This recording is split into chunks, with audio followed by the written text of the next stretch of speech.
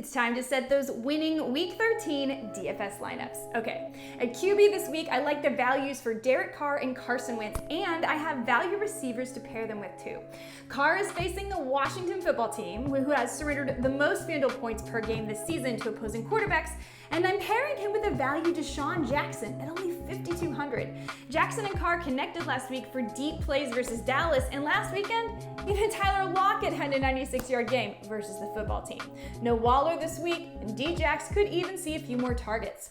Carson Wentz gets the Texans. Yes, Jonathan Taylor is in a smash spot, and he's worth paying up for, so you can afford him if you pair up Carson Wentz and historic Texan killer T.Y. Hilton. T.Y. saw his biggest game of the year last week, and he always shines versus Houston. He's $5,700. Spend up at running back for Joe Mixon this week versus the Chargers, and save some salary with Boston Scott versus the Jets. Sanders is dealing with an ankle injury, Jordan Howard is banged up, and Scott has played no fewer than 50% of the snaps since week 7. And get this, the Jets are allowing an average of 32 FanDuel points per game to opposing running backs. Scott, $6,600.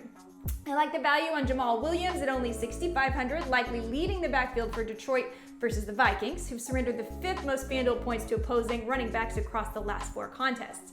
Throw a dart at Tevin Coleman at only $5,800 versus Philadelphia, or Sony Michel, who could take over duties versus Jacksonville if Henderson can't go.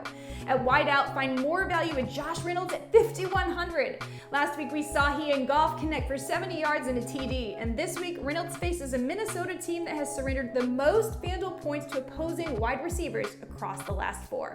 No Swift, no real competition for targets in a game where they're likely playing catch up. Finally, at the tight end position, you can play Foster Moreau. Last time he stepped into Waller's role, he went 6 for 60 and a touchdown. He's only $5,000. And also, throw a dart at Ryan Griffin at only $4,700. Philadelphia has surrendered the most FanDuel points to opposing tight ends this season, allowing 10 touchdowns this year and an 80.4% catch rate.